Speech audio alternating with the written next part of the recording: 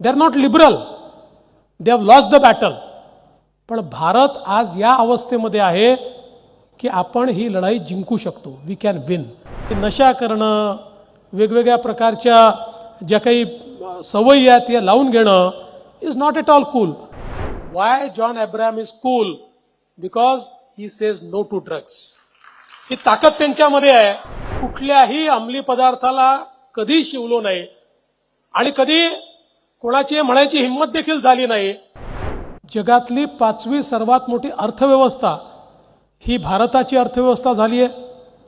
माननीय मोदीजींच्या नेतृत्वात एक बलशाली भारत आपण बघतोय की ज्या भारताकडे वाकडी नजर करून बघण्याची हिंमत कोणी करत नाही. आणि अशा या सगळ्या आपल्या प्रगतीमध्ये ज्यावेळी आपल्या देशावर थेट वार करता येत नाही, या देशाशी सरळ लढाई करता येत नाही, या देशामध्ये दहशतवाद माजवला तर आता हा देश सहन करत नाही, तो घुसून मारतो. ही परिस्थिती लक्षात आल्यानंतर देशातल्या तरुणाईला व्यसनाधीन कसं करता येईल, या देशाला आतूनच कसं पोखरता येईल, या देशाचं भविष्य आणि भवितव्य हे युवा अवस्थेतच कशा प्रकारे संपवता येईल, अशा प्रकारचा एक डाव या देशामध्ये सुरू झाला. आणि हळूहळू आपण सगळ्यांनी बघितलं की इतक्या मोठ्या प्रमाणात ड्रग्स, वेगवेगळ्या प्रकारची अंमली पदार्थ यांचा प्रादुर्भाव हा देशामध्ये आपल्याला पाहायला मिळायला लागला. पंजाबसारखं एक राज्य की जे सीमावर्ती राज्य आहे, या राज्यामध्ये ज्या प्रकारे ड्रग्जने ते राज्य पोखरलं, अशा प्रकारे सीमावर्ती राज्यातील युवा शक्ती ही जर ड्रग्सच्या अधीन राहील आणि कुठल्याही प्रकारचा मुकाबला करण्याची ताकद आणि शक्ती त्यांच्यामध्ये उरणार नाही, तर देशाच्या सीमेचं रक्षण होईल कसं? आणि म्हणून एक प्रकारे हळूहळू या ड्रग्सचा हा जो सगळा काही विळखा आहे हा आपल्या देशाभोवती विणण्याचं काम सुरू झालं. मला एक गोष्ट निश्चितपणे सांगितली पाहिजे की मागच्या काळामध्ये गृहमंत्री देशाचे श्री अमित शहा यांनी देशभरातल्या गृहमंत्र्यांची बैठक घेतली. त्याच्यामध्ये देशातले डीजीजही होते आणि एक गोष्ट त्यांनी महत्त्वाची सांगितली.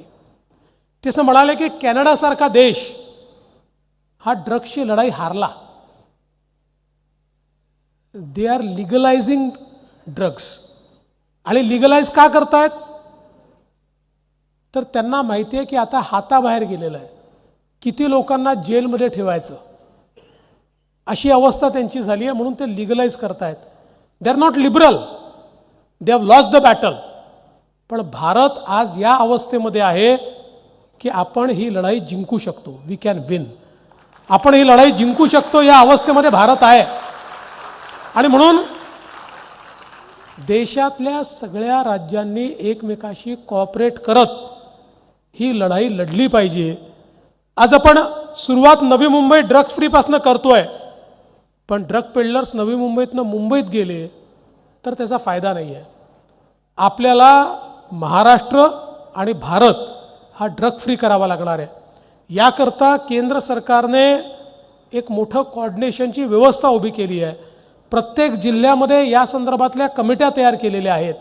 त्यांच्या माध्यमातून वेगवेगळे जे विभाग आहेत या सगळ्या विभागाचा समन्वय आपण करतो आणि त्यातनं एक अत्यंत मोठी लढाई ही ड्रग्सच्या विरुद्धची भारतामध्ये आणि महाराष्ट्रामध्ये आपण सुरू केली आहे. आज आपल्याला याची कल्पना आहे की विशेषतः आमच्या नव्या पिढीमध्ये एक there are new norms to be cool.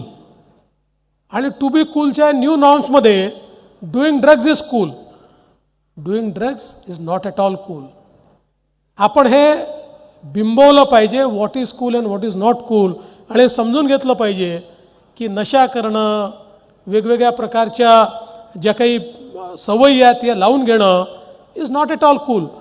त्याच्याकरता कदाचित 1, 2, 4 दिवस तुम्हाला त्यातनं आनंद मिळेल, पण त्यातनं जे जीवन बर्बाद होतं ते परत येणं फार कठीण जातं. आणि एक ॲडिक्ट हा स्वतःचं जीवन तर बर्बाद करतोच, पण त्याच्या संपूर्ण कुटुंबाचं जीवन बर्बाद करतो. अ बंच ऑफ ॲडिक्ट हे समाजाचं जीवन बर्बाद करतात, हे आपल्या राज्याचं आणि देशाचं जीवन बर्बाद करतात. आणि म्हणून कुठेतरी आपल्याला अशा गोष्टींना नाही म्हणताच आलं पाहिजे. एखाद वेळेस असं होऊ शकतं की those who think that doing drugs is cool, ते आपल्याला त्या ठिकाणी हा मागासलेला आहे, हा बुरसटलेला आहे, ही इज नॉट कूल अशा प्रकारे हिणवू शकतात. पण त्यावेळी आपण रेजिस्ट करणं आणि नाही म्हणणं हीच आपल्या जीवनातल्या यशाची गुरुकिल्ली आहे. आज या ठिकाणी आपण पाहतो जॉन अब्राहम सारखे अतिशय प्रथित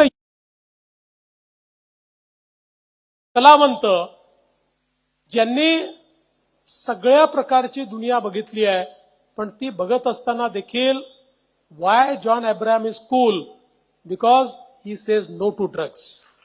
ही ताकद त्यांच्यामध्ये आहे की त्याही वातावरणामध्ये त्याला नाही म्हणण्याची ताकद त्यांच्यामध्ये. माझ्या जीवनामध्ये मी देखील कधी कुठल्याही अंमली पदार्थाला कधी शिवलो नाही आणि कधी कोणाची म्हणायची हिंमत देखील झाली नाही.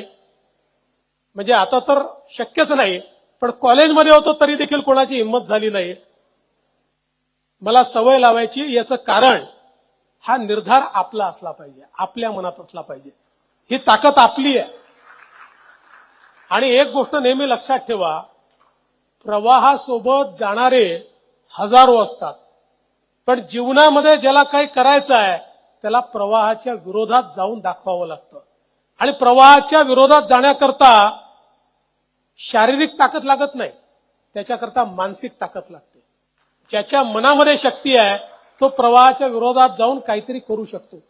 त्यामुळे जीवनामध्ये काहीतरी करण्याची ताकद बाळगणं आणि त्याच्याकरता आपली मानसिकता तयार करणं हे अत्यंत महत्वाचं आहे. आणि म्हणूनच आज हे कॅम्पेन जे या ठिकाणी सुरू झालेलं आहे, अनेक चॅलेंजेस आहेत. आता आपल्या आयुक्तांनी सांगितलं की कशा प्रकारे काही फॉरेनर्स इथे पेडलिंग करतात, पण आता त्याच्या पलीकडचे चॅलेंजेस देखील तयार झाले आहेत. वेगवेगळ्या प्रकारच्या मार्केट प्लेसेस तयार होत आहेत. Instagram is a market place where people are selling drugs. व्हॉट्सअपवर याचे व्यवहार होत आहेत, सोशल मीडियातनं व्यवहार होत आहेत, कुरिअरच्या माध्यमातून डिलिव्हरी होते आहे. We are fighting a war which is unusual. हा युज्युअल वॉर नाही आहे. शत्रू जो समोर दिसतो त्याच्याशी लढण्याकरता त्याच्यापेक्षा जास्त ताकद लावून आपण लढू शकतो, पण जो शत्रू दिसत नाही त्याच्याशी लढायचं असेल तर समाजाला एकत्रितपणे पुढे यावं लागतं, समाजाची शक्ती निर्माण करावी लागते. तेव्हाच अशा प्रकारच्या न दिसणाऱ्या शत्रूचा मुकाबला आपण करू शकतो. आणि म्हणून अशा प्रकारच्या शत्रूचा मुकाबला करण्याकरता ही व्यवस्था आज या ठिकाणी उभी होते. आज जो आपल्याला टोल फ्री नंबर सांगितलेला आहे, हा टोल फ्री नंबर याकरता आहे की आपल्यापैकी कोणालाही कुठेही अशा प्रकारची शंका आढळली, अशा प्रकारचा व्यवहार आढळला तर आपण त्या नंबरवर सांगितलं पाहिजे. आणि हा 100% इट इज एन्श्युअर्ड की आपली आयडेंटिटी कुठेही डिस्क्लोज होणार नाही. पण हे खरं आहे की आपण स्वतः कदाचित ड्रग पेडलरशी लढू शकणार नाही, ड्रग मेनेजशी लढू शकणार नाही, पण त्या लढाईमध्ये आपण एक सैनिकाचं काम करू शकतो, त्या लढाईमध्ये एका इन्फॉर्मरचं काम आपण करू शकतो. आणि ते जरी आपण केलं तरी ती एक अत्यंत मोठी समाजाची सेवा असेल. ती देखील आजच्या काळामध्ये ड्रग ॲडिक्शनच्या विरुद्ध लढणं ही खऱ्या अर्थानं देशभक्ती आहे. आपण देशभक्त म्हणून त्या ठिकाणी हे काम करू शकणार आहोत. आणि म्हणून आज नवी मुंबईचं मी याकरता अभिनंदन करतो की मी घोषणा केल्यानंतर नवी मुंबई आयुक्तालय इज फर्स्ट टू रिस्पॉन्ड.